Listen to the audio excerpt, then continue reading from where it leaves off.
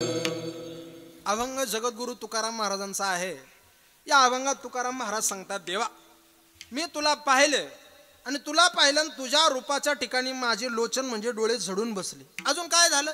पायी स्थिरावले मन, चंचल असणार मन तुझ्या पायावर स्थिरवलं। देवा तुला पाहिलं माझा देह भाव हरपला, तुझं पाहता विठ्ठला ए परमेश्वरा। अरे तुला पाहिलं की कळू नये सुख दुःख, सुखही कळत नाही दुःखही कळत नाही, ताण हरपली भूक। आणि ऐक देवा, एकदा की तुझं दर्शन झालं रे झालं की तुझं दर्शन घेणाऱ्याला पुन्हा नोहे परती, पुन्हा गर्भवास नाही। अशा तुझ्या दर्शनाने माझ्या मनाची निश्चिंतता झाली। अशा देवाच्या दर्शनाचा परिणाम महाराज व्यक्त करतात। विठ्ठला विठ्ठला विठ्ठला विठ्ठला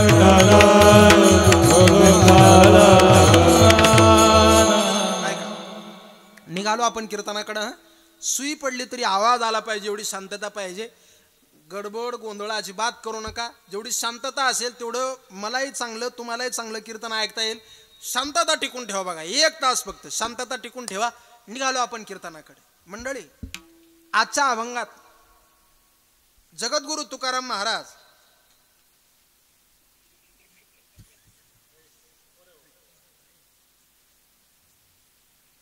देवाच्या दर्शनाचा परिणाम व्यक्त करतात। ऐका, दर्शन दर्शन कशाला म्हणायचं? दर्शन या शब्दाची व्याख्या काय? दर्शन या शब्दाचा अर्थ काय? मंडळी, संत वाङ्मयामध्ये दर्शन या शब्दाच्या 4 व्याख्या आल्या। मी तुम्हाला प्रमाणाने शिपटून दिलं, लक्ष देऊन ऐका। 4 व्याख्या आल्या। पहिली व्याख्या, देवाला पाहणं म्हणजे त्याचं बोला दर्शन घेणं, त्याला जाणून घेणं म्हणजे त्याचं दर्शन, त्याचा विचार करणं म्हणजे त्याचं दर्शन घेणं, आणि त्याच्या रूपात जाऊन तदाकार होणं म्हणजे त्याचं दर्शन घेणं। ऐका, लक्ष देऊन ऐका। देवाला पाहणं म्हणजे त्याचं दर्शन घेणं। मंडळी, कुठल्याही माणसाला पाहणं म्हणजे त्याचं काय घेणं? दर्शन घेणं। आपण म्हणतो की नाही, रामभाऊ पाटील 4 दिवस झाले गावात तुमचं बोला बोला दर्शन आहे। याचा अर्थ 4 दिवसापासून गावात तुम्ही दिसले नाही। वाळकेवाडीकर सांगू तुम्हाला, काही माणसं गावात जर दिसले नाही ना, गाव ओस वाटतं का? काही लोकांचा चेहरा सकाळी उठून गावात पहा वाटतो म्हणजे पहा वाटतोच बघा। का? ती त्यांच्या चेहऱ्याची ताकद असते। तुम्ही बघा, काय काय माणसाचा चेहरा एवढा प्रसन्न असतो, त्या माणसाचा चेहरा पाहिला न होणारं काम असलं तरी ते काम होतं। आणि काय काय लोकांचा चेहरा पाहिला होणारं जरी असलं सगळं जुळत जुळत येतं, फक्त सुपारी फोडायची बाकी राहते। आणि त्याचं तोंड पाहून जर आपण गेलो ना, पोरीकडचे सांगा त्याने नवरदेवाचा मामाच तांबाखू खातो, आता काही निमित्त झालं का मला सांगा तुम्ही, तरी लग्न मोडतं। ही काय काय चेहऱ्याची ताकद आहे। माणसानं चेहऱ्यानं श्रीमंत असावं। लक्ष देऊन ऐका, पैशाची गरिबी असेल तर असू द्या, पण चेहऱ्याची श्रीमंती असावी। काही काही माणसाचे चेहरे बघा तुम्ही असे फ्रेश असतात, असे निवळ नित्तळ चेहऱ्याचे काही काही माणसं असतात। नाही तर काही काहीचे तोंड तुम्ही हसायचं सांगा, रडायचं सांगा, नाही तर झोपायचं सांगा, ते बघता आता हे काय तोंड म्हणजे मला सांगा तुम्ही, हे काय चेहरे झाले? माणसानं असं प्रसन्न मुद्रेनं असावं, प्रसन्न चेहऱ्यानं असावं। तुकाराम महाराज आदी करून सगळे सनकाधिक म्हणतात, आम्ही देवाला पाहिलं म्हणजे त्याचं काय घेतलं? दर्शन घेतलं। ज्ञानोबा सांगतात, देखिला देखिला माये देवाचा देव, देवाचा देव विठ्ठला संदेह, विठ्ठला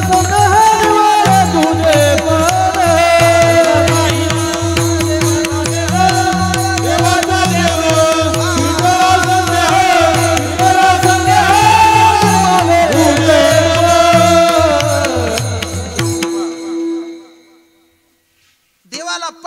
म्हणजे देवाचं काय घेणं? दर्शन घेणं। ज्ञानोबा सांगतात की नाही, देखिला देखिला माये देवाचा देव। नामदेव महाराज सांगतात, मी त्याला पाहिलं, मी त्याला पाहिलं, मी त्याचं दर्शन घेतलं। देवाला पाहणं म्हणजे देवाचं काय घेणं? दर्शन। 1 नंबरचा मुद्दा क्लिअर झाला। आता मुद्दा क्रमांक 2 ऐका, देवाला जाणून घेणं म्हणजे देवाचं काय घेणं? दर्शन। वाळकेवाडीकर, एक वेळ देव पाहणं सोपा, पण देव जाणून घेणं लय अवघड। बऱ्याच लोकांना तो पाहता आला, पण पाहिलेला देव जाणता आला नाही। मी बसलेल्या लोकांना विचारतो, कंसाने कृष्ण पाहिला होता का नव्हता पाहिला? तुम्ही बोला राव, तुम्ही मला लोड घेऊ नका, मला आताशी दाढी मिशा यायला लागल्या, तुम्ही बोला, मोठ्यानं बोला तुम्ही। कंसानं कृष्ण पाहिला होता का नव्हता पाहिला? पाहिला होता। पण जेव्हापासून कंसाने कृष्ण पाहिला तेव्हापासून कंसाला खाणंही गोड लागेना आणि कंसाला याचा अर्थ कंस पेत होता, म्हणजे पाणी म्हणून राहिलो मी, ऐका. कंसाला काहीच गोड लागेना. का? कारण कंसाला पाहिलेला देव कळाला नाही, समजला नाही. पुढे ऐका, दुर्योधनाने देव पाहिला होता का नव्हता पाहिला? पाहिला होता, पण पाहिलेला देव दुर्योधनाला कळाला नाही, समजला नाही. जेव्हा कौरव पांडवांचं युद्ध चालू झालं, देवाचं सैन्य एका बाजूला आणि देव एकटा एका बाजूला. कोणला काय घ्यायचं बोला? दुर्योधनानं पाहिलं, अरे हे एकटा घ्यायपेक्षा सैन्य घेतलेलं कधी चांगलं. मग दुर्योधनानं सैन्य घेतलं, माग आला. आणि दुर्योधनाचा तो मामा, काय नाव त्याचं? शकुनी. बऱ्याच मामाईनं भाजीची वाट लावली. आता तुम्ही त्यांच्या पाहू नका, ऐका. शकुनीचं सांगू राहिलो मी. शकुनी तिकडनं दुर्योधन आला. शकुनीने विचारलं, भांजे? त्याची ती बोलायची स्टाईल, आता ती काही मला जमणार नाही, कारण मी काही शकुनी नाही. ऐका, तो तिकडनं आला. भांजे काय केलं? काय नाही म्हटलं, सैन्य घेतलं. अरे येडा झाला का तू? सैन्य कशाला घ्यायला पाहिजे होतं? तू एकटा घ्यायला पाहिजे होता. तू एकटा काही सोपा नाही. ऐसा लागवी हा माया सूत्रधारी, तो एकटा लय अवघड, तो एकटा घ्यायला पाहिजे होता. दुर्योधन म्हणले, आता तर लय अवघड झालं. पण म्हणले, थांबा, याच्या पुढचा डाव टाकू आपण. म्हणजे काय? जरी तो आपल्या बाजूला आला नाही, आपण त्याचं घर फोडू आणि त्याचा भाऊ आपल्या बाजूला घेऊ. येतो आपण चालू झालं बरं. मोठा भाऊ कमळाक, लहाना पंजाक, इथं पुन्हा आला. लक्ष द्या, भाऊ आपल्या बाजूला घेऊ. मग बलराम दादा फोडायचं ठरवलं. बलराम दादाला इकडे घ्यायचं ठरलं. घेतलं राव कौरवानी बलराम दादाला. पण देवानं डोकं लावलं, हा बलराम लांब झाला पाहिजे. हे दुर्योधनाला कळता का म्हणे, बलराम कसा लांब होईल? मग देवानं आयडिया लावली, वाळकेवाडी कर. लक्ष देऊन ऐका. अशी कौरवाची मीटिंग बसली होती. देवानं त्याच्या एका सेवकाला बोलवलं, इकडे ये म्हणे, इकडे. आता कौरवाची मीटिंग बसली, बलराम दादा आहे तिथं बसले. त्या मीटिंग मध्ये जायचं आणि मोठ्यानं आवाज यायचा बलराम दादा, दादा इकडे या. दादा उठून आले की त्यांना सांगायचं कान करा. ते कान करते. आणि कानात एवढंच सांगायचं, तुम्हाला कृष्णानं जय हरी सांगितला. ऐकू राहिले ना तुम्ही? तो सेवक म्हणला, तुम्हाला वाटत नाही की मी जास्त दिवस जगावास? अहो बलराम दादाला हे सांगाय गेलं तर मला नाश्त्यावरच काढील तिकडं. तो परत येऊ देणार नाही. कृष्ण परमात्मा म्हटले, जाय. जास्त तो जर बलराम दादा तुझ्यावर रागवले तर बलराम दादाला सांगायचं, सध्या तिळीचा भाव काय चालू आहे एवढं सांगा. कृष्णानं विचारलं म्हणे. आता त्यानं पाहिलं, सेवके सांगितले करावे ते काम, कृष्णाचं काम ऐकणं आलं. सेवक तिकडनं आला. बलराम दादा अशी मीटिंग मध्ये बसले होते. आवाज दिला, दादा इकडे या, दादा इकडे या, बाहेर या. उठले दादा. काय म्हणतो? कान करा इकडं. कान केला. काय? काय नाही, तुम्हाला कृष्णाने जय हरी सांगितलं. बलराम दादा म्हणले, मूर्ख समजतो का रे तू? अरे एवढा महत्वाचा विषय चालला इथे आणि जय हरी सांगायला कानात सांगायची गोष्ट आहे का? नाही नाही म्हणले, कृष्ण परमात्मा म्हटले का तिळीचा भाव काय चालू एवढं विचारू नये. बलराम दादा म्हणले, तू जातो का आता वाढवा करून घेतो? निघ तू या मार्गानं. कृष्ण परमात्म्याचा सेवक त्याच्या मार्गाने निघून गेला. बलराम दादा माघारी आले. पुन्हा मीटिंग मध्ये बसले आणि बलराम दादा म्हणले, चला करा सुरू. कुठं आलं होतं आपलं? तिथून पुढे चालू करा. दुर्योधन म्हणला, थांबा, तिथून पुढे चालू करतो, पण कृष्णाचा माणूस तुमच्या कानात काय सांगून गेला तेवढं सांगा. झाला का वाढवा आता? बलराम दादा म्हणले, काय नाही रे, कृष्णाचा माणूस म्हणला का कृष्णाने जय हरी सांगितलं म्हणजे मूर्ख समजत का आम्हाला? जय हरी काय कानात सांगायची गोष्ट आहे का? खरं सांगा, काय सांगितलं? बलराम दादा म्हणले, काय नाही. ते म्हटले का सध्या तिळीचा भाव काय चालू आहे का? काय कळत नाही का आम्हाला? काय धोत्र बेल्ट लावतो काय आम्ही? समजत नाही का आम्हाला काय चालू? हे काय कळत नाही का काय आम्हाला? मंडळी, बलराम दादानं पाहिलं, अरे अजून युद्ध हे चालू झालं नाही, त्याच्या आताच हे आपल्या गरम व्हायला लागलं. तेव्हा युद्ध चालू झालं, आपल्याला खायची शिराणी करेल. बलराम दादा म्हणले, भाऊ दुर्योधना, इडून पुढं तुझं युद्ध आणि तू, मला काय वेळ नाही. पिशवी घेतली आणि तीर्थयात्रेला निघून गेले. दुर्योधनाला भगवान परमात्मा न कळल्यामुळे देवानं चतुराई केली आणि आपला मोठा भाऊ कसा लांब काढून दिला हे त्याला सुद्धा कळाला नाही. तुकोबराय वर्णन करतात, दुरावेला सखा बळी बळी दुरावेला सखा बळी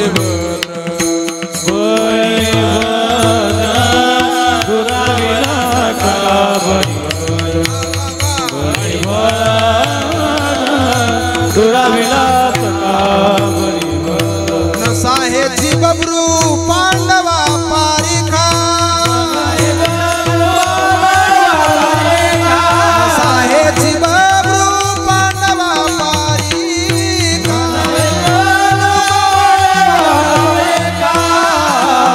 दुरावेला सखा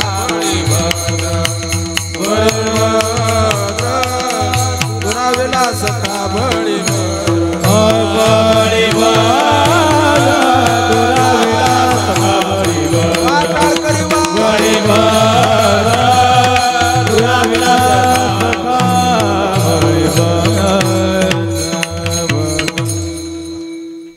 दुर्योधनाला देव कळाला नाही. मंडळी सांगू तुम्हाला, लक्ष देताय म्हणून.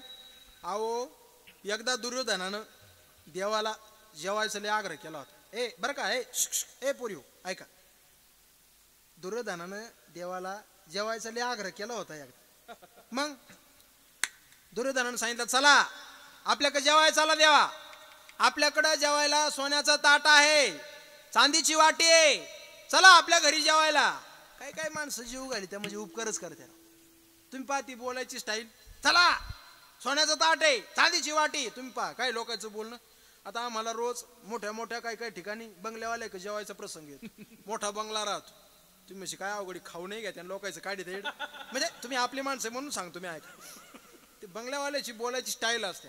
कशी स्टाईल असते, आल्या आल्या ते म्हणते, बाबा या या, कशी वाटली गरीबाची झोपडी. ऐकू राहिली तुम्ही, लय अवघड असतं. आणि मध्ये गेलं पंचपक्वानाचं जेवण राहतं, पण ते काय म्हणते, बाबा गरीबाची मिरची भाकर गोड मानून घ्या. लय अवघड असतं, प्रेम नसतं. आज जीव घातली या मंडळी, काय प्रेम होतं. महाराज थोडी भाजी घ्या, थोडी चपाती घ्या, महाराज थोडी बुंदी घ्या. म्हणलं नाही मी खाली मागच्या वर्षी, नाही म्हणले पुन्हा घ्या. म्हणजे किती आग्रह महाराज या मंडळीचा. पाहिलं ना तुम्ही, किती किती प्रेम असतं यांच्या जेवणामध्ये. दुर्योधनाकडं चला चला आपल्या घरी देवा जेवायला. देवान पाहिला, अरे उद्धवा हा जीव घालून राहिला म्हणजे जसा उपकारच करू राहिला. नको नको, आपल्याला याच्या घरी जेवायचं नाही. उद्धवा चाल पुढचं घर घेऊ.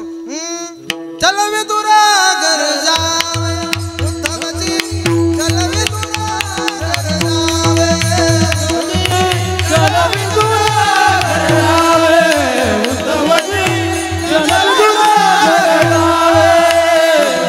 बेर सुदाम जी के चावल, शबर के बेर सुदाम जी के चावल, शबर के बेर सुदाम जी के चावल, शबर के बेर सुदाम जी के चावल. रुचि भोग जावे, चल मी तुरा घर जावे, चल मी तुरा घर जावे, चल मी तुरा घर जावे, चल मी तुरा घर जावे. देवानं पाहिलं सगळं आहे याच्याकडं, पण याच्या जेवणात काय नाही, प्रेम नाही, म्हणून याच्याकडे जेवायचं नाही. दुर्योधन का मेवा छोड कर, दुर्योधन का मेवा त्याग कर. दुर्योधनाचा मेवा सोडला, पण विदुराच्या घरी साग भाजी देवानं खाली. का? त्या जेवणात प्रेम होत, जाणलेलं होतं. लोक जाणून घेत नाही महाराज. आता 2-4 दिवसापूर्वी एका ठिकाणी कीर्तनाला जाण्याचा प्रसंग आला. घरच्या माणसाने आग्रह करून घरी घेऊन गेले, बाबा जेवायला चला आपल्या घरी. गेलो राव त्यांच्या घरी जेवायला, पण दुर्दैव असं का त्यांचं त्यांच्या गृहमंत्र्याचं कडाक्याचं भांडण होईल होतं. वळकेवाडीच्या बाय ऐकू राहिलं ना तुम्ही. आणि त्या बिचारानं आग्रह करून घरी घेऊन गेला मला जेवायला, पण नेमकं नवरा बायकोचं पटत नव्हतं. स्वयंपाक महाराज घरी आले म्हणून त्या बिचाऱ्याने कसा मसा केला, जेवायला आणलं. आम्ही जेवायला सुरुवात केली, आणि तो भाजीत नेमकं त्या दिवशी मीठ कमी झालं होतं. तिचा नवरा मला मोठ्यानं म्हणला, ए बाबा अरे भाजीत मीठ कमी आहे. त्याला कोणाला सांगायचं होतं, त्यानं मध्ये मला घात, अरे भाजीला मीठ कमी होईल आज. हा आवाज मध्ये किचन मध्ये गेला, आणि तिडून मोठ्याला आरोळी आली, बाबा गपचित हाय तर सगळी नाही तर वाटा लाग. मी म्हणलं आता अवघड झाला, लय अवघड.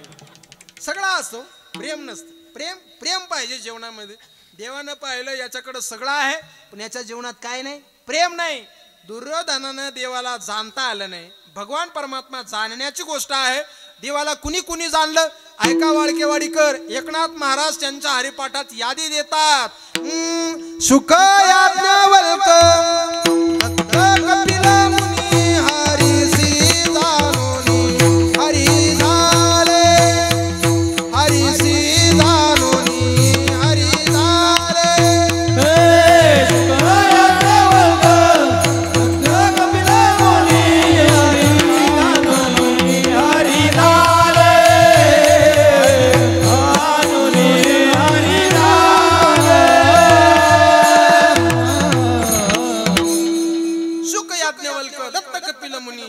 हरीसी जाणून हरी झाले, यांनी देवाला जाणून घेतलं. ऐका आता, देवाला जाणणं म्हणजे देवाचं काय घेणं, दर्शन. दोन मुद्दे सांगितले बरं तुम्हाला. पहिला मुद्दा त्याला पाहणं म्हणजे त्याचं दर्शन. दुसरा मुद्दा त्याला जाणून घेणं म्हणजे त्याचं दर्शन. आता तिसरा मुद्दा ऐका, त्याचा विचार करणं म्हणजे त्याचं काय घेणं, दर्शन घेणं. हा तुम्ही फक्त दर्शन होऊ द्या तेवढं, हमारी मागे पुरी करू. ऐका, दर्शन लावून धरायचं तुम्ही तेवढं. त्याचा विचार करणं म्हणजे त्याचं दर्शन घेणं. मंडळी सांगू तुम्हाला वाळकेवाडीकर, तुम्ही विचार काय करतात यावर तुमची श्रीमंती अवलंबून असते. तुम्ही पैशानं गरीब राहिला तरी चालेल, पण विचारानं श्रीमंत राहू द्या. गाड्या विचार उच्च राहू द्या. ज्या माणसाचे विचार उंच असतील ना, लक्ष्मी सुद्धा तिथे यायला वेळ लागत नसते. शेजारच्यानं एखाद्यानं गाडी घेतली फोर व्हीलर, शेजारच्याला त्रास व्हायचं काहीच काम नाही. त्यानं जर गाडी घेतली तर आपण मोकळ्या मनानं म्हणलं पाहिजे, महाराज त्यानं त्याच्या कष्टावर घेतली. शेजारच्यानं गाडी घेतली, शेजारचं म्हणतो नाही नाही हप्त्यावर घेतली, तुला काय करायचं, त्यानं कशावर घेऊ, काय करायचं. आपले विचार, लोकांचे विचारच एवढे हलकट झाले राव. तुम्हाला सांगतो एक गंमत, पण टाळी वाजून जरा भजन करा. विठाला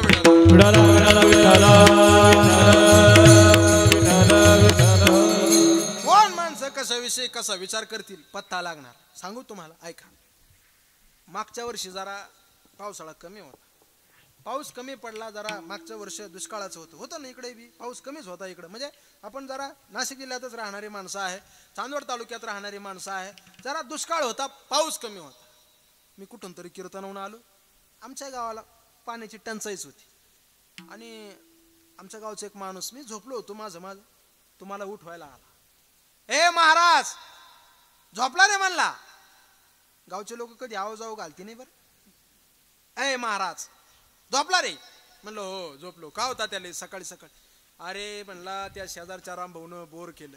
अहो केला असेल तर केलाच. नाही म्हणला त्याला लय पाणी लागलं. अहो त्याच्या दैवाने लागले, तुम्हाला काय करायचं? नाही म्हणला जे पाणी त्याला लागलं तेच आपल्याला धरायचं. पहा विचार, तेच पाणी आपल्याला लागलं पाहिजे. अहो म्हणलं मग ते पाणी मला काही कळत नाही जमिनीच्या आतलं. तुम्ही एखादा पान घ्या, पहा. काय म्हणतो तुमच्याकडे? पान घ्याच म्हणते. एखादा पान अड्या पहा आणि त्याच्याकडून आणून पॉईंट चेक करा. मला काय ते पाण्याचं आतलं काही कळत नाही. ते मला म्हणले म्हणजे फुकट या गाव येतो का तू रोज, तुला समजत नाही का त्याच्यातलं का? अहो म्हणलं मला काहीच कळत नाही. अरे लोकांपेक्षा तूच पॉईंट चेक कर, तूच पाणी दे. अहो म्हणलं मला कळत नाही, मी कसं काय पाणी देऊ? राहिले ते मला म्हणले हे बाय लोकाला द्यायचे 5,000 तर मग तूच घे. तुम्हाला खरं सांगतो वाळकेवाडीकर, 5,000चा आकडा ऐकला आणि सगळ्या पाख्या मला जिवंत दिसायला लागल्या. 5,000 सोडू का आला मी म्हणलं थांबा. तुमच्या जमिनीचा मला थोडा अंदाज आहे, मी बरोबर सांगतो म्हणलं तुम्हाला. काय काळजी करू नका, चला म्हणलं आपण पाणी पाया. त्या काड्या घेतल्या, नारळ घेतले, त्याच्या वावरात गेलो मी. काय मला येतं, मीच मागवते असा फिरायचो. लय पाणी म्हणलं राव इड, या जागेवर बोर करा तुम्ही, फुल पाणी लागेल म्हणला. मंडळी मी त्या माणसाकडे पाहायचो. मी हळूहळू अंदाज केला शिवराम बाबा का आपल्या बोलायचा याला विश्वास येऊ राहिला. पण आपण 5,000 पायी जर याला सांगितलं इड पाणी पॉइंट कर, जर यानं केला, उद्या चालून जर काय करायचं? आपल्याला गावात राहायचंय, लोक गावात राहायचे हाल करतील, काय करावं आता आपल्याला? पण मी त्याच्या चेहऱ्याकडे पाहून त्यांना म्हणलं हे बा तात्या, या जागो पाणी फुले राहू, पण आपल्याला 400-500 फुटानं होणार नाही. म्हणला मग किती करावं लागेल? कमीत कमी 1,500 जावं लागेल म्हणलं. आता मी पाहिले काय 1,500 करीत नाही, आपले 5,000 खरे. ते मला म्हणले महाराज 1,500 फुटाला खर्च किती येईल? म्हटलं 1,500 फूट मोटर वगैरे सगळं धरून जायला पाहिजे 15-1 लाखापर्यंत. 15 लाख. मग त्यानं त्याच्या मनात आकडे जुळवायला सुरुवात केली. गेल्या वर्षीचे 5 उरेले, 5चं कर्ज काढू, किती झाले? 10. पाहुण्या रावळ्या कोण 2.5 आणू, किती झाले? 12.5. आणि आपली लहानी मेवणी 6च्या व्यतिरिक्त 2.5 गुपचूप कवाई देईल. भरोसा नाही. भरोसा काय म्हणतो? सगळा त्यानं आकडा जुळवला आणि तो तयार झाला. आणि तो म्हणला बाबा उद्याच गाड्या आणायच्या, उद्याच बोर करायचं, उद्याच या जागेवर पॉइंट करायचा. मी म्हणलं आता लय अवघड झालंय. राम राम राम म्हणलं डायरी पाहावं लागेल, उद्या कोणत्या गावाला कीर्तन आहे, अभ्यास करावा लागेल. तो म्हणला बाकीचं जमणार नाही, उद्याच गाड्या उद्याच पॉइंट करायचा. मंडळी काय सांगावं तुम्हाला, गाड्या घेऊन आला. येता येता गाड्या बरोबर नवी खाट आणली त्यानं, बाज स्पेशल माझ्यासाठी नवी बाज घेऊन आला. मला म्हणला हे बाय या लिंबाच्या झाडाखाली तू बाज बोर होतो, तू हलायचं नाही, तुझी जागा सोडीकडच बसायचं, तू नारळ तूच आण, 21 रुपये तूच आण, ते कट्याराला 21 रुपये, गुलाल काय लागतो तूच आण, तू जागा सोडायची नाही. मला बसवलं मंडळी त्यांना असं कोपऱ्यात. पॉइंट सुरू झाला. 200 झाला, 250 झालं, 400 झालं. बरं ज्याचं बोर राहतं ना भाऊबन त्याची जिरवायची येईल राहते. शेजारचे भाऊबन काय सांगत आहे, एक आपल्या नावचं टाक, एवढं एक होते आपल्या नाव. कुत्र सुद्धा रुपया देत नाही, आपल्यालाच करावं लागतं. एक आपल्या नावचा टाक. मंडळी 550 फुटावर कारभार गेला आणि मी थोडा अंदाज केला आता काय होणार. म्हणलं पुढचं चित्र जरा अवघड दिसतं. कोणी पाहिलं ना पाहिलं, मी उठलो गुपचूप मी आमच्या घरी निघून आलो. मी येऊन झोपून घेतलं गुपचूप घरात. त्याचं बोर आवरलं, त्यानं गाड्या काढून दिल्या, सगळा कारभार आवरला आणि मी जिथं झोपेलो होतो तो तिथं मला उठवायला आला. ऐकू राहिले ना वाळकेवाडीकर? त्यानं माझ्या तोंडावरचा असा कपडा बाजूला केला. मी झोपेत होतो, मी अशी अर्धवट डोळे उघडून पाहिलं. त्याचा चेहरा मला दिसला. चेहऱ्यावर पाहिलं त्याच्या पापण्या व फुफुंडा,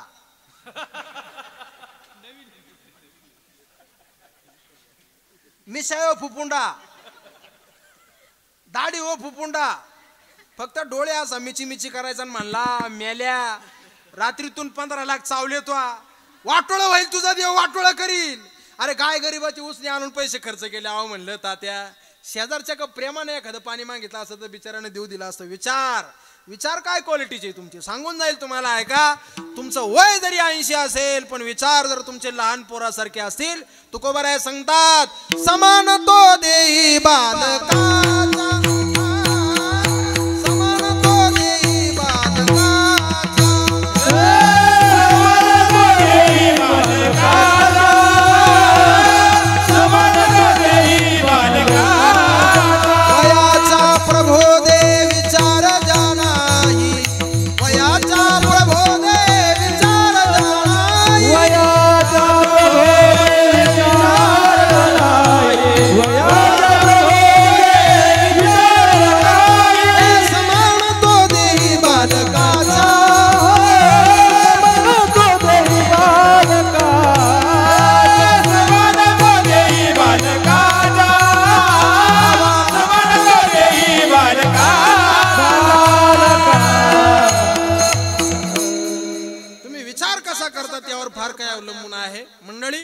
देवाचाच विचार करा.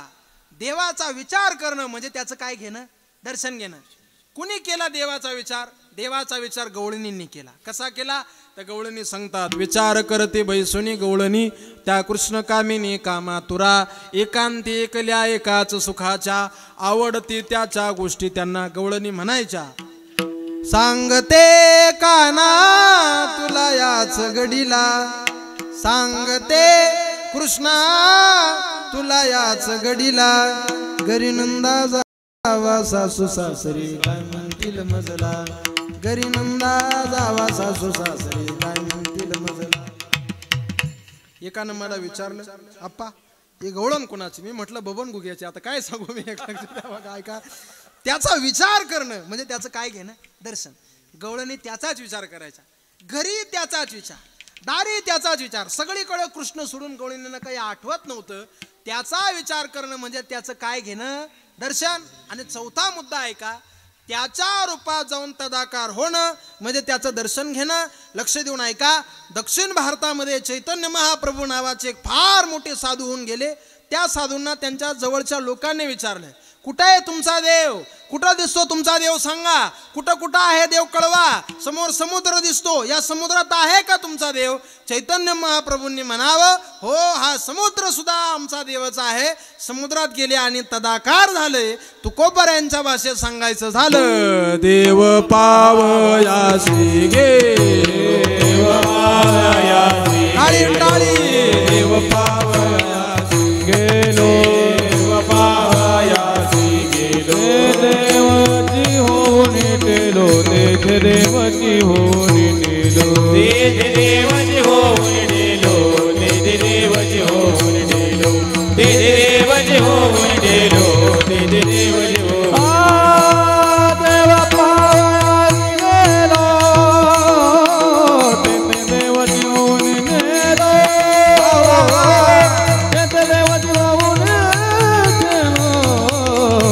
ते देव जीवनी तेरे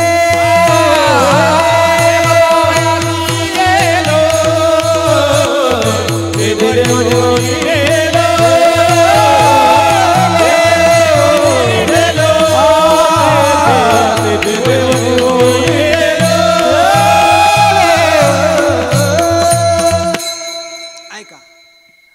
त्याच्या रूपात जाऊन तदाकार होणं म्हणजे त्याचं काय घेणं, दर्शन घेणं.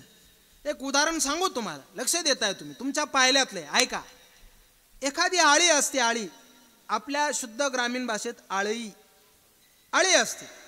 त्या आळीला एखादी बिंगुरटी आणून तिच्या घरात ठेवते. ती आळी हाच विचार करते, आत्ता येईल मला टोच मारेल, आत्ता येईल मला टोच मारेल. हा विचार करता करता एक वेळ अशी येते की त्या आळीला सुद्धा पंख फुटतात आणि ती तिच्याप्रमाणे उडून जाते. तुका म्हणे आळी जिवेणुरीची वेगळी, मग गोविंद ते काया वेद नाही देवा तया. त्याच्या रूपात जाऊन तदाकार होणं म्हणजे त्याचं काय घेणं, दर्शन घेणं. इथपर्यंत तुम्हाला कळालं असेल का हो महाराज? दर्शन या शब्दाची व्याख्या आम्हाला कळाली. ऐका ना, आता आम्ही नक्की त्याचं दर्शन घेतो, पण एक सांगा ना महाराज, आम्ही देवाचं दर्शन लांबून घेऊ का दुरून घेऊ? एकच झालं का ते? ऐका, देवाचं दर्शन लांबून अंतरावरून घेऊ का जवळून घेऊ? मंडळी ऐका, देवाचं दर्शन तुम्ही लांबून घ्या, नाहीतर देवाचं दर्शन तुम्ही जवळून घ्या. व्हायचा तो परिणाम होतोच, वादच नाही. याचा करता एक मुद्दा सांगेल, पण त्याच्या आत तुमची टाळी अपेक्षित आहे. भजन करा विठाला विठाला विठाला विठाला विठाला विठाला. शास्त्रकार दोन संबंध सांगतात, एक आवृत्त संबंध आणि एक अनावृत्त संबंध. हे सगळं तुमच्या मांडवरून गेला असेल, सोपी भाषा सांगतो ऐका. आवृत्त संबंध, दोन गोष्टी जवळ आल्या की परिणाम जाणवतो, याला आवृत्त म्हणायचं.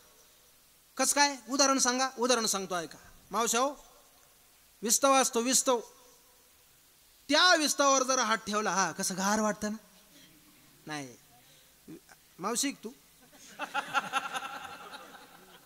विस्तवाचा आणि हाताचा संबंध आला, चटका बसतो, परिणाम जाणवतो, याला काय म्हणायचं? आवृत्त संबंध. पुढचा ऐका.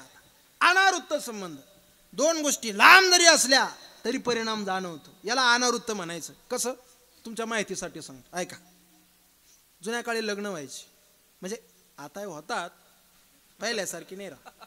पहिले जुन्या काळचे लग्न काही वेगळेच होते. पहिलं जुना, आमच्या काळचं सांगू राहिलो, जुना माणूस आहे ना मी. पहिलं ऐका, जुन्या काळी लग्न व्हायचे. जुन्या काळचे लग्न रीतिरिवाजानं चालायचे. म्हणजे जुन्या काळी पोराला पोरगी घरची पाहायची. कळू राहिलं ना तुम्हाला? मला काय म्हणायचं? जुन्या काळी. आता काळ एवढा अवघड झाला, आता कसं कसं वाटावं आलं पटकन. आता काळ एवढा अवघड, पोरगा आयटीत लग्न करून येतो घरी आणि पोरगा सांगतो, कसं काय वाटली तुम्हाला सुनबाई? घरच्याला ओकेच म्हणावं लागते, भाऊ लक्ष्मी नारायणाचा जोड आहे, लय अवघड आहे. 2-4 दिवस झाले, आमच्या एका मित्राकडे काका दोघं जण जोडीनं पत्रिका घेऊन आले. त्याचा मला फोन आला, महाराज पटलं का हो यांना? अहो खुशाल दोघं जण जोडीनं पत्रिका घेऊन आले, पटाय पाय होतो काय यांना? मी म्हणलं, अरे आभार मान पांडुरंगाचे, नशीब दोघंच आले, तिघं नाही आले. लय काळ अवघड झाला. आता काळ खूप कठीण झाला. पण जुन्या काळी लग्न व्हायची. लग्नामध्ये आत्ता सारखे असे आहे असे वाद्य नव्हते. जुन्या काळी लग्नामध्ये काय वाजवायचे? सनई चौघड, त्याच्यात लग्न व्हायचे. ती संबळ वाजवायची. आमच्या गावचं ते सनई चौघड्याचं पथक लय प्रसिद्ध होतं. आम्ही काय करायचो आमच्या लहानपणी, ते सनईवाले सनई वाजवायला आले, त्यांच्यापासून असं लांब अंतरावर बसायचं आणि त्यानं सनई फुकायला सुरुवात केली, त्यांच्याकडे पाहून एक चिचाचं बोट घ्यायचं, फक्त आज करायचं.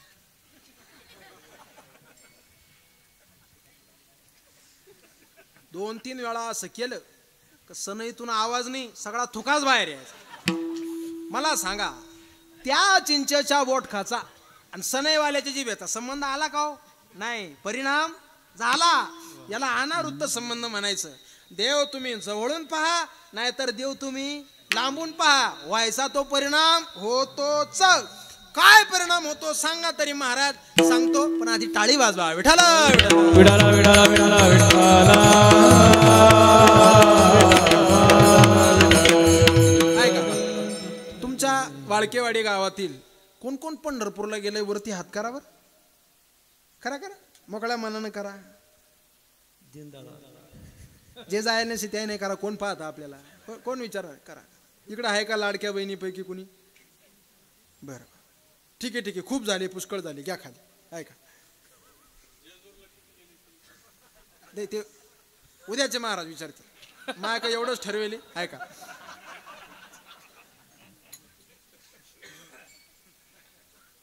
पंढरपूरला जर आपण गेलो तर आषाढी वारीच्या वेळेस आषाढी एकादशीच्या दिवशी पंढरपूरला मला वाटतं 5-1 मिनिटात दर्शन होऊन जातं 5 मिनिटं कधी कधी 3-3 दिवस लागतात तरी सुद्धा देवाचं दर्शन होत नाही पण मंडळी सांगू तुम्हाला मुद्दा कधीतरी पंढरपूरला जर गेलात तर जी माणसं देवाचं दर्शन घेऊन बाहेर येतात फक्त एकदा त्यांची तोंड पाहायची देवाचं दर्शन घेऊन जो माणूस बाहेर आला त्याचा चेहरा जर पाहिला तर वाटत नाही गड्या हा माणूस 4 दिवस दर्शन बारीला उभा असेल म्हणून हे रूप गोजिरे सगुण आवडे हे रूप गोजिरे सगुण आवडे हे रूप गोजिरे सगुण आवडे हे रूप गोजिरे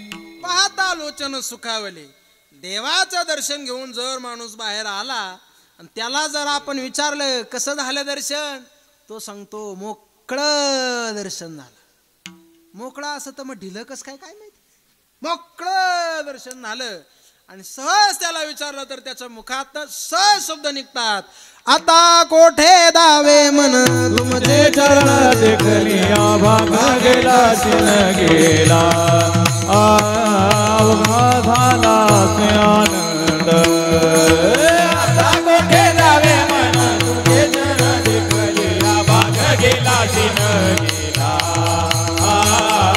भाग गेला शिन गेला आता कोठे दावे मन बोला आता कोठे दावे मन टाळी टाळी दे कोठे दावे मन आता कोठे दावे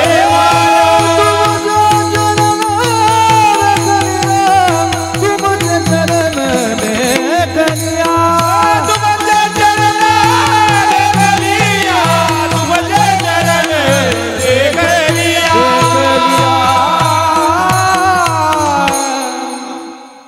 देवा तुझं चरण पाहिलं मन धावणारं स्थिर होतं ही त्याच्या दर्शनाची ताकद आहे म्हणून एकदा देव तुम्ही लांबून पहा अगर देव तुम्ही जवळून पहा देव पाहिल्यावर 100% व्हायचा तो परिणाम होतो वादच नाही सगळ्या संतांच्या जीवनात वेगवेगळा परिणाम झाला सगळे संतांचे क्रमवारी सांगायला लागले नामदेव महाराज सांगतात माझं हे झालं ज्ञानोबाराय सांगतात माझं ते झालं संत श्रेष्ठ जनाबाई चोखा महाराज मुक्ताबाई सगळ्यांचं सांगून झालं आणि त्या यादीत तुकोबाराय बसले होते तुकोबाराय म्हटले झालं का तुमचं झालं का सगळ्यांचं सांगून तुकोबाराय थेट देवाशी बोलायला लागले ऐक देवा या सगळ्या मंडळींनी तुला पाहून त्यांच्या जीवनात काय परिणाम झाला मला माहित नाही पण माझ्या जीवनात तुला पाहिलं रे पाहिलं झालेला परिणाम महाराज अभंगाच्या पहिल्या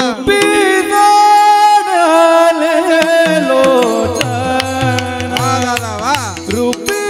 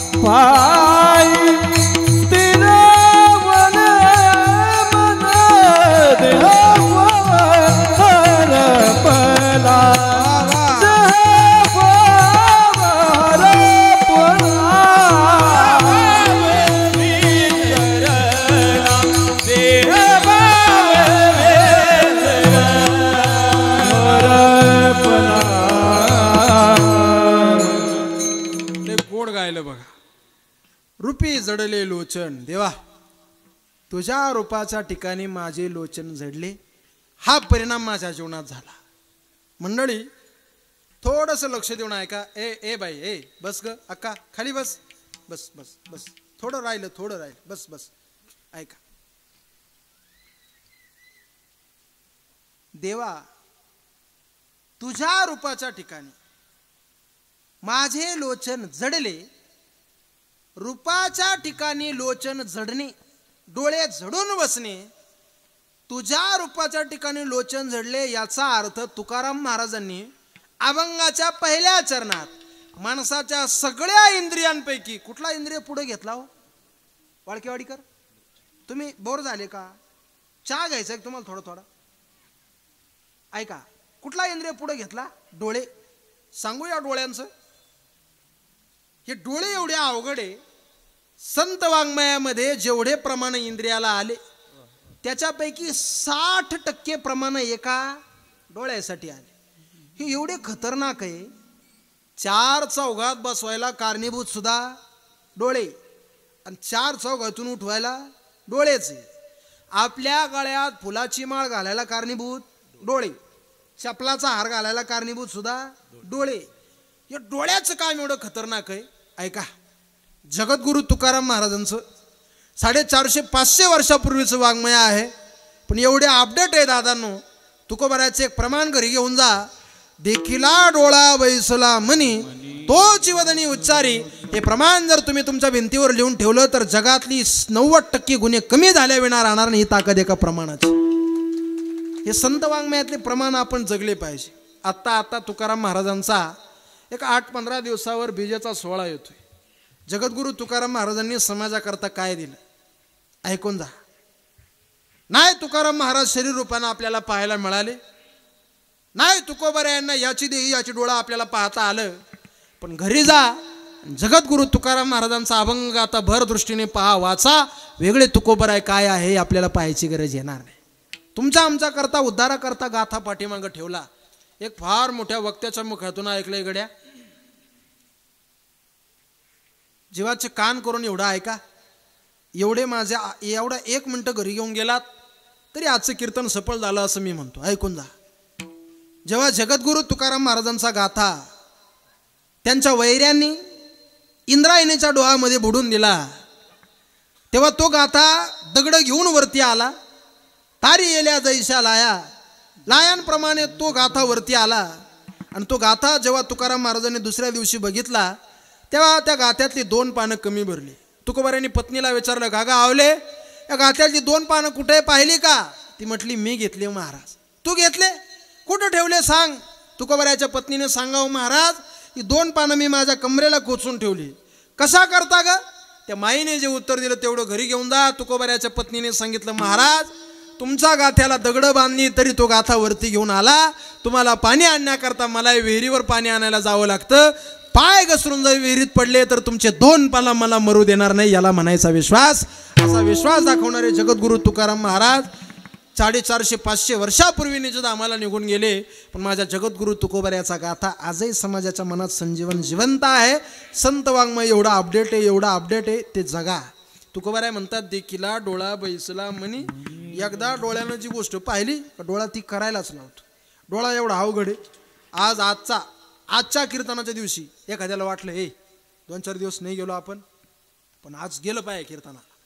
डोळ्याला जर वाटलं चला बा आजचे महाराज काळे का ओरे जाऊन पाहू आपण, डोळ्याला जर असं वाटलं तर डोळे लगेच पायाला मेसेज करतात, हाय.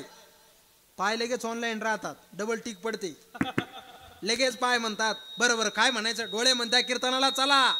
पाय म्हणले नको लई थकेले. डोळे म्हणले नाही जावं लागेल. चप्पल घाला पटकन, चला जावं लागल. पटकन चप्पल घाला. पाय म्हणले नको उद्या जाऊ. डोळे म्हणले चपला घाला, भले इकून जाताना जुन्या घाला, पण चला. डोळ्याला वाटलं नाही ते करावा. डोळे सगळ्या इंद्रियाला काम लावतात. हे बी नाही कळलं. 1 मिनिटात पुढचं सांगतो ऐका. लग्न पाहिलंय तुम्ही? लग्नामध्ये नवरदेव पुढे आणि नवरी माग. ती फक्त लग्नापुरतीच मागं राहते, तो भाग वेगळा. नंतर ती तो सगळा वचपा काढून घेते लग्नामध्ये नवरदेव ज्याच्या पाया पडला का नवरीला सुद्धा त्याच्या पाया पडावंच लागतं. आणि मग नवरीच्या कलावर विचारते, का ग त्या टोपीवाल्या माणसाच्या पाया पडली, कोण लागत आहे का तुझे? नवरी सांगते, मला काय माहिती, ते पडले म्हणून मी पडले, तसं हे गेले म्हणून सगळ्या इंद्रियांना जावंच लागतं.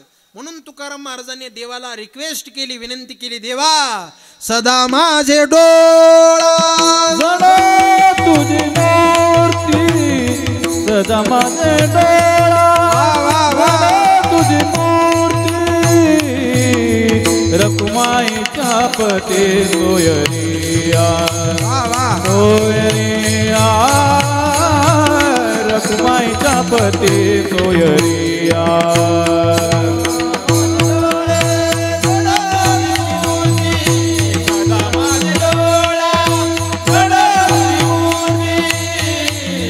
रखुमाईच्या पते सोयरिया सोयरिया,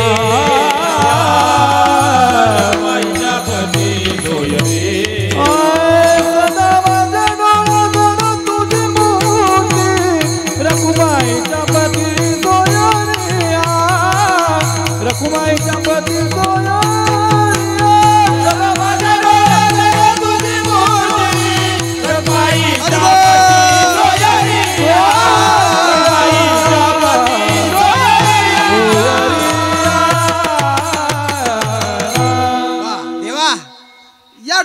तूच दिसावा, या डोळ्याने तूच दिसला पाहिजे.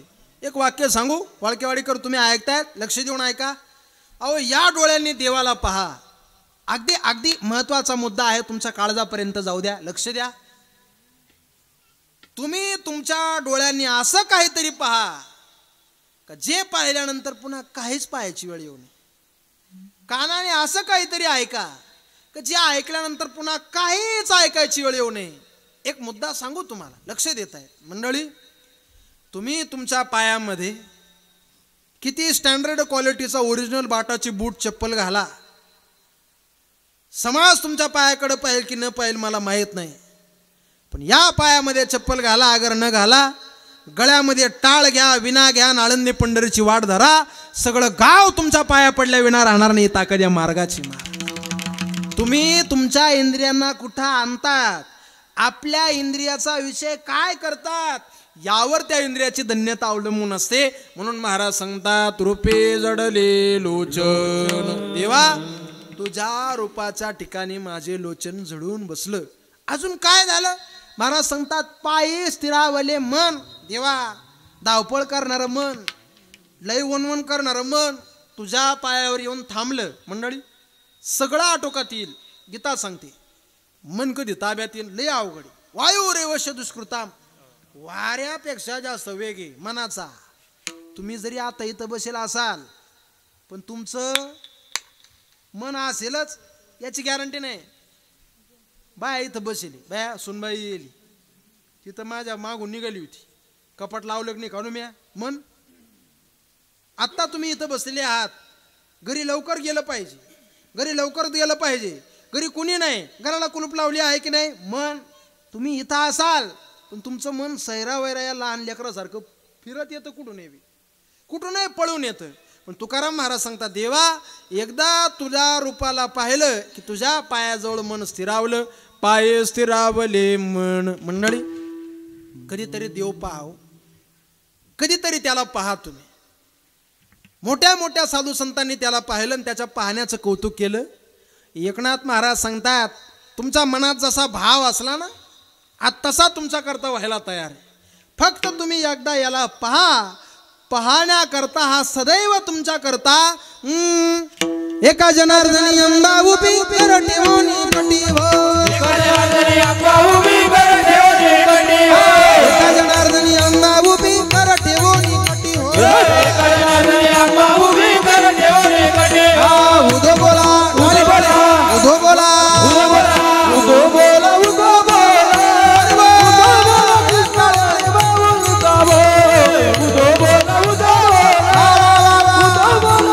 बाई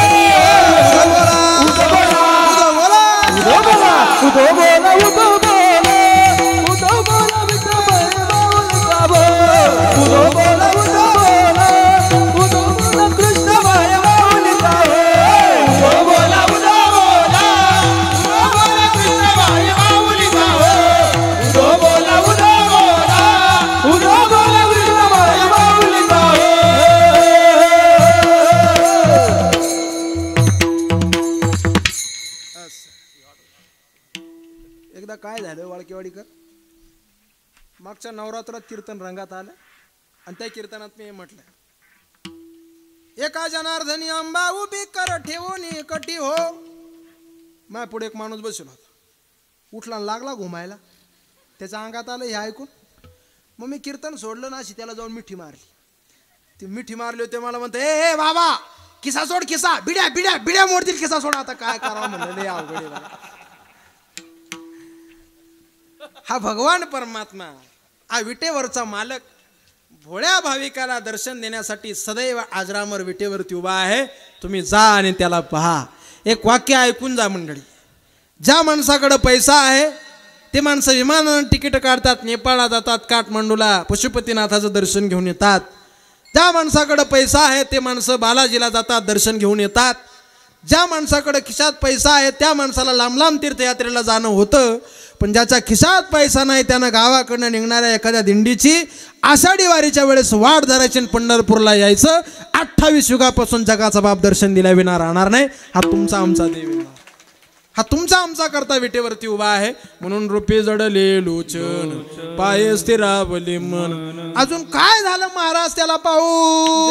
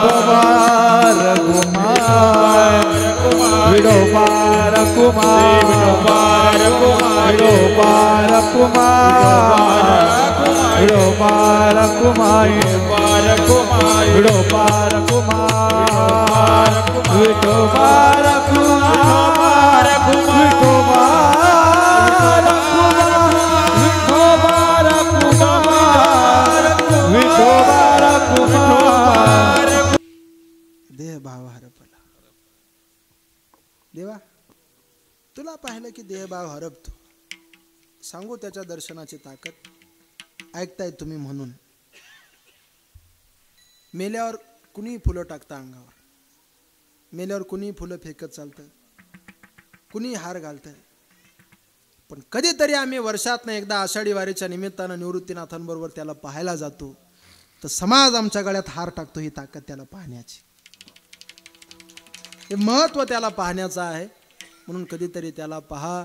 देहभाव हरपला तुझं पाहता विठ्ठला. देवा पांडुरंगा तुला पाहिलं आणि सगळं विसरले. त्या गवळणी सांगतात, देवा कानया एकदा तुला पाहिलं रे, पाहिलं की दुसरी कुठली आठवणच राहत नाही. गवळणी म्हणतात, विसरल्या कामधंदा, विसरल्या कामधंदा, विसरला कामधंदा. सासू सासऱ्याची नाही मर्यादा. कोणी गावात कोणी नला वृत्ती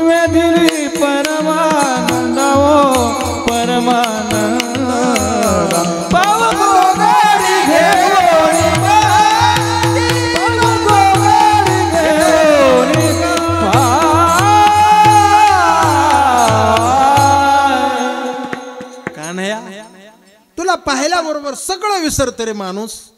ही ताकद तुला पाहण्याची आहे म्हणून देह भाव हरपला तुझ पाहता विठ्ठला. देवाला पाहिलं कळू नये सुख दुःख. देवा तुला पाहिलं सुख काय आहे दुःख काय आहे हे सुद्धा कळत नाही. देवा सांगू तुम्हाला, कधीतरी आषाढी वारीच्या निमित्ताने माणसं त्याला पाहायला जातात. एवढा आनंद आहे मायबाप. घरी लाखो रुपयाची श्रीमंती असणारी माणसं एका मोठ्याशा प्लेटमध्ये भाकरी घेतात. ती भाकरी स्वतःच्या हाताने चुरतात, आमटी टाकतात आणि पोटभर पंचपक्वान्न रोज खाणारी माणसं जेवण करतात. एका आषाढी वारीला आम्ही आमचे 2-3 मित्र एका ताटात जेवण करत होतो. आमटी भाकरी व्यवस्थित घेतलं आणि जेवायचं काम चालू होतं. बाहेर पाऊस चालू होता म्हणून एका रावटीच्या कडेला आम्ही जेवत होतो.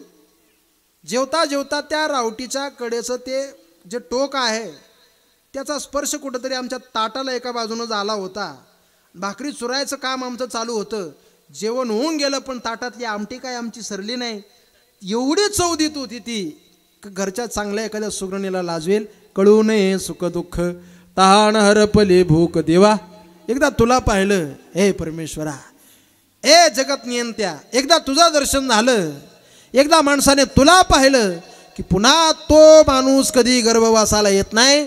जगद्गुरु तुकोबाराय पंढरपूरला गेले, पुन्हा कधी जन्माला आलेच नाही. एकदा तुला पाहिलं रे देवा की पुन्हा तो माणूस कधी गर्भवासाला येत नाही. हा अभिप्राय महाराज सेवेकरता निवडलेल्या अभंगाच्या शेवटच्या चरणात सांगतात. हे परती तुका म्हणे नो हे परदे तुका म्हणे नवे पारती तुका म्हणे नवे पार परती तुका म्हणे नो हे परदे तुका म्हणे नो हे परती तुका म्हणे नवे पारती तुका म्हणे नवे परती तुझा दर्शने मागुनी तुझ्या दर्शने मागुनी देह भाव हरपला देह भाव हरपला तुझ्या दर्शने मागुनी तुझ्या दर्शने मागुनी देह भाव हरपला देह भाव हरपला तुझे पाहता विठ्ठला तुझे पाहता विठ्ठला देह भाव हरपला देह भाव हरपला.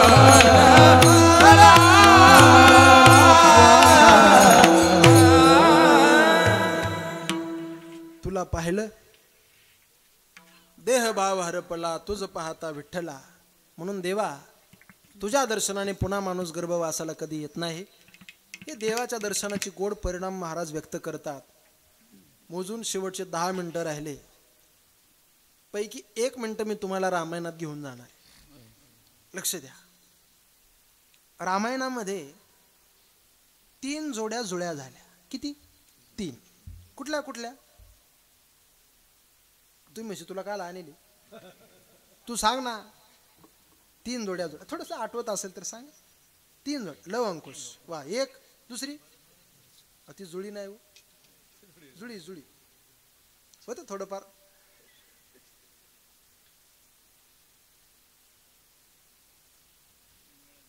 नळणी वा. चोपदार तुमच्या मागच्यांनी सांगितलं बरोबर. नळणी. तिसरी आता एक मी सांगतो. वाली सुग्रीव. या 3 जोड्या जुळ्या झाल्या. पैकी रामप्रभूंनी जेव्हा पंचवटीला आले तेव्हा आईसाहेब सीतामातेला रावणाने उचलून नेलं. नाशिकच्या पुण्यमातेतून आईसाहेब सीतामातेचं हरण झालं. तेव्हापासून नाशिकला भुरळ पडायला 1 नंबर. आपले लोक लय भोळे. ऐका. आईसाहेब सीतामातेला उचललं आणि रावण महाराज घेऊन गेले. रावणाने उचलून नेलं. सीता सीता करता करता रामप्रभूंना एका सुग्रीव नावाच्या वानराची मैत्री झाली. आणि सुग्रीवाने सांगितलं देवा मी पुढची तुम्हाला मदत करतो, पण माझा एक भाऊ लय अवघड आहे, तो मला लय त्रास देतो. नाव त्याचं वाली. अहो लय त्रास देतो तो.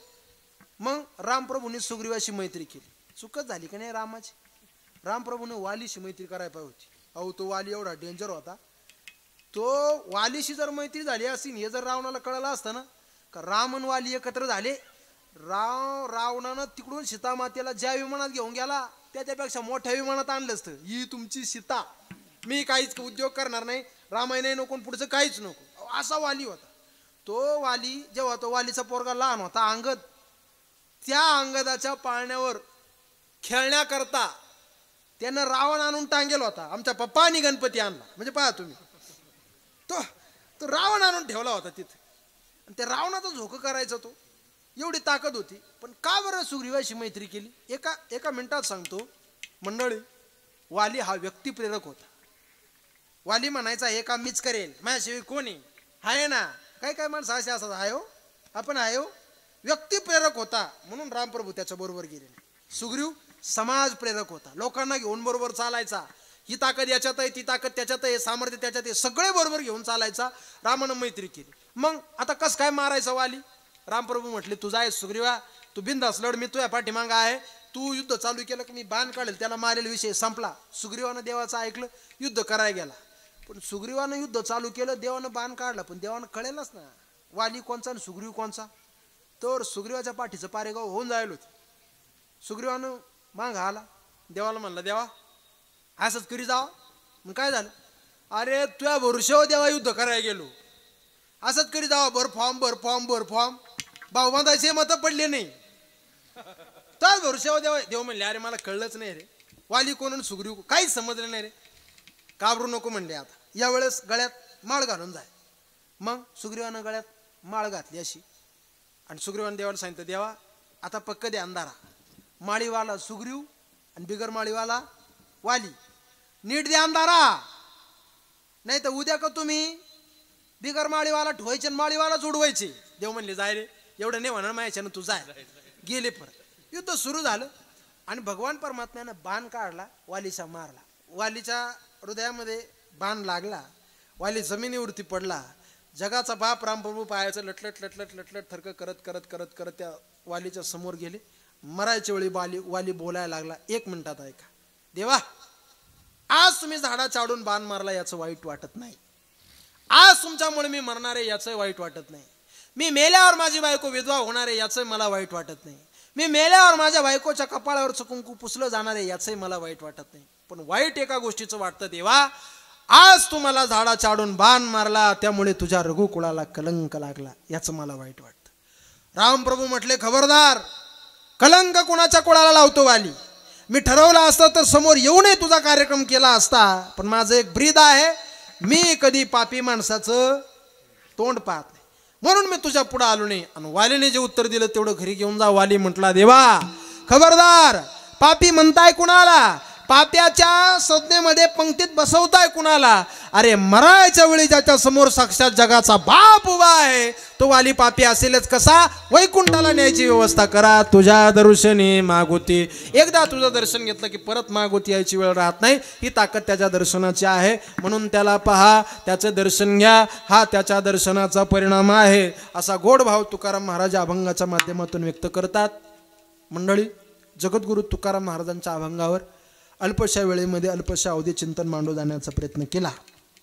शेवटचे 5 मिनिटं माझ्याकडे शिल्लक आहे, तेवढ्या 5 मिनिटाचं सोनं करतो. मंडळी, नुसती कीर्तन ऐकू नका, कीर्तनातलं काहीतरी सारं घरी घेऊन जायला शिका. 15 वर्षापासून आपल्या गावात सप्ताह होतोय, परिसरातल्या प्रत्येक गावात सप्ताह होतोय. परिस्थिती एवढी वाईट आहे मंडळी, जरा आजूबाजूला बघा. तालिबान सारख्या देशाने अफगाणिस्तानावर अतिक्रमण केलं, तिथली सगळी संस्कृती धुळीस मिळवण्याचा प्रयत्न केला. आजही आपल्या हिंदू धर्मावरती असंख्य अशा वाईट नजरा टिकू नये. ज्यांना वाटतं हिंदू संपुष्टात आला पाहिजे, हिंदू संपला पाहिजे, याच्याकरता कित्येक 12 गाड्या रात्रंदिवसाचा प्रयत्न करत आहे. माझी तुम्हाला विनंती आहे दादांनो, जेव्हा जेव्हा धर्माचं काम असेल, हिंदू धर्माच्या कामाकरता जेव्हा जेव्हा तुम्हाला आवाज दिला जाईल, तेव्हा तेव्हा तुम्ही तुमची पंथ परंपरा, वर्णभेद, रंगभेद, भाऊबंदकी, राजकारण सगळं बाजूला ठेवा आणि या भगव्या धर्माच्या कामासाठी कट्टर वैरी जरी असाल, मांडीला मांडी लावून एकत्र बसा, तरच आपला धर्म टिकेल आणि तरच आपला धर्म वाढेल. बाकीच्या धर्मांकडे बघा तुम्ही. मुसलमान धर्मातलं पोरग 4थी पास होत नाही तर खडाखड नमाजाच्या रुकाता पडतं. आपलं पोरग 10वी पास होऊन जातं. समाधी संजीवन हरिपाठ काय आहे आपल्या पोराला कळत नाही. आपलं पोरग ग्रॅज्युएट होऊन जातं. गीता कुणी कुणाला सांगितली, गीतेत श्लोक किती, गीतेत अध्याय किती कुणाला माहीत राहत नाही. आपली पोरं इथं आणा, आपल्या लेकरांना चांगली संगत आणि संस्कार द्या. मायबाप, तुम्ही तुमच्या पोराला ग्रॅज्युएट, पोस्ट ग्रॅज्युएट जरूर करा. तुम्ही तुमच्या पोराला MPhil, PhD, फिलॉसॉफीपर्यंत जरूर शिकवा. पण जोपर्यंत तुम्ही तुमच्या पोराच्या हातात गीता, गाथा, भागवत, ज्ञानेश्वरी सारखे ग्रंथ देत नाही, तोपर्यंत तुमच्या पोराचा भविष्यकाळ कधी उज्ज्वल होऊ शकत नाही, विसरू नका. आपली पोरं, आपल्या पोराला आपल्या धर्माची शिकवण द्याव. आपला धर्म काय कमी नाही गड्या, आपला धर्म काय सामान्य नाही. आत्ता तुमच्या आणि माझ्या या मराठी मातेवर सगळ्यांच्या मनावर अभिराज्य करून थरा थया नाचणारा छावा चित्रपट सगळ्यांनी पाहिला असेल, ऐकला असेल. त्याची ख्याती आपण सगळे पाहत असाल. तो चित्रपट जो आहे, त्या चित्रपटाची कथा गेल्या 350 वर्षापूर्वीची आहे. पण ती कथा आजही आपल्या हृदयाला कुठेतरी जिवंत करून जाते, फक्त धर्म या शब्दावर. औरंगजेबानं पुढे यावं. संभाजीराजांची जणू काय एखाद्या शेंदूर फासल्या हनुमानासारखी अवस्था झाली होती. अंगावर सुईच्या टोका एवढी जागा नव्हती जिथं वार करायचा शिल्लक राहिला होता. अशा परिस्थितीमध्ये सुद्धा औरंगजेबाने सांगावं, थांबा, छोड़ दे तेरा धर्म, हमारा इस्लाम कबूल कर, आमच्या बाजूला ये, जहागिरी देतो, एखादं तख्त देतो आणि मोठ्या सिंहासनावरती बसवतो. त्यावेळी माझ्या सर्जा संभाजीनं सांगावं, माझ्या सह्याद्रीच्या स्वराज्याच्या मातीनं मला काय कमी केलं म्हणून माझा धर्म सोडून तुझ्या बाजूला येऊ. एक वेळ जीव देणं 72, पण आमच्या धर्माला कधी आम्ही सांडणार नाही. धर्म या शब्दावर मावळे लढले, संभाजीराजे लढले, शिवाजीराजे लढले, म्हणून तुम्हा आम्हाला हे सुखाचे दिवस येत आहे गड्या. आज ती माणसं जर झाली नसती तर आपल्याला परवानगी घ्यावा लागली असती. हुजूर, हम यहाँ कीर्तन करना चाहते हैं, हमें आपकी परमिशन चाहिए. खरोखर खऱ्या अर्थानं तुम्हा आम्हाला सोन्याचे दिवस त्यांच्यामुळे आले. म्हणून कीर्तनाला आलेल्या तरुण बहिणींना माझं सांगणं आहे, सध्या तुमच्यावर फार डिपेंड. लोक फार म्हणतात पुरी बिघडल्या, पुरी बिघडल्या, पुरी बिघडल्या. एक तुमचा हक्काचा भाऊ म्हणून सांगून जातो. एखादा नराधम जर वाईट नजरेने तुमच्याकडे पाहत असेल, तुम्ही तुमची नजर खाली करू नका. याच नजरेने त्याच्या डोळ्यात डोळा भिडवान त्याला सांगा, शिवाजीराजे संभाजीराजांचं 96 कोळी भगवं रक्त या नसांमध्ये पळतं आहे. त्याच्या वाटेवर जाऊन त्याची वाट लावल्याविना मागं फिरू नका. दाखवा जगाला आपण महाराष्ट्राच्या मातीत जन्म घेतला आहे म्हणून. ऐकून जा बहिणींनो, एक वाक्य ऐकून जा. तुम्ही नका बनू रामाची सीता, लोक तुम्हाला अबला म्हणतील. तुम्ही नका बनू पांडवांची द्रौपदी, लोक तुम्हाला वेश्या म्हणतील. पण तुम्ही बना त्या शिवबाची आई, लोक तुम्हाला राजमाता म्हणतील, लोक तुम्हाला राजमाता म्हणतील. आपल्या पोटी जन्माला येणारा प्रत्येक पोरगा शिवाजी संभाजी असला पाहिजे. उमेश जर प्रत्येक लिखीची असली ना गड्या, कोणाची टाप नाही आपल्याकडं वाकडं बोट करून बघावं. म्हणून पवित्र श्रेष्ठ हिंदू धर्मात आपण जन्माला आलो. येत्या चैत्र शुद्ध नवमीला तुमचा आमचा सगळ्यांचा बाप, या जगाचा करता धरता राजा रामप्रभूचं आगमन होते. त्या दिवशी प्रत्येकानं दारासमोर सडा टाका. त्या दिवशी प्रत्येकानं दारासमोर रांगोळी काढा. त्या दिवशी प्रत्येकानं आपल्या घरासमोर गुढी उभारा. त्या दिवशी प्रत्येकानं आपलं घर भगवमय करा. कारण तुम्हा आम्हाला आचार विचार नैतिकता शिकवणारा आणि जगाला आधार देणारा राजा रामचंद्राचं आगमन होत आहे. सगळ्यांनी आपले सण संस्कृती नीती रिवाजाने पाळा, ही सर्वांना खऱ्या अर्थाने विनंती करतो. दृष्ट लागावं एवढा गोड कार्यक्रम आपण सगळ्यांनी केला. आपल्या सगळ्या मंडळीला खूप खूप ऋण धन्यवाद आपले व्यक्त करतो. तरुण मंडळी एकत्र आले, एवढा गोड सप्ताह केला, त्यांचे आभार धन्यवाद व्यक्त करतो. समस्त ग्रामस्थ आयोजक भजनी मंडळ वाळकेवाडीकर या सर्वांचे धन्यवाद व्यक्त करतो. कीर्तनाची वेळ संपुष्टात आली. माझ्या संकीर्तन सेवेला पूर्ण विराम देऊन या ठिकाणी थांबतो. एकदा सर्वांनी वरती हात करा. वा वा वा, काय गोड चित्र आहे बघा. सर्वांनी वरती हात करून मोठ्या प्रेमानं टाळी वाजून भजन करा.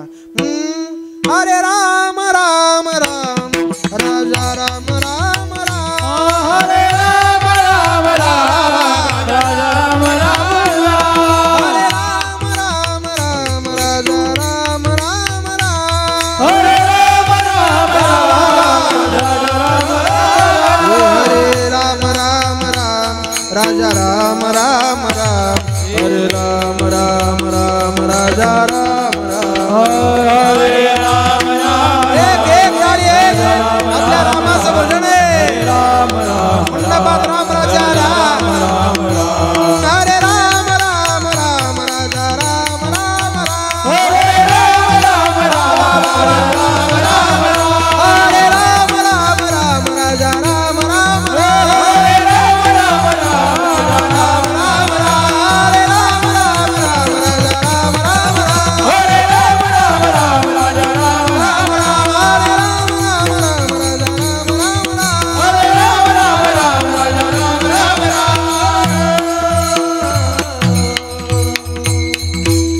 सर्वांनी वरती हात करा. प्रत्येकानं माझ्या पाठीमागं जोरात आवाज यायचा आहे. आपला आवाज लांब लांब दूरदूरच्या गावांपर्यंत पोहोचला पाहिजे. प्रत्येकानं आवाज द्या.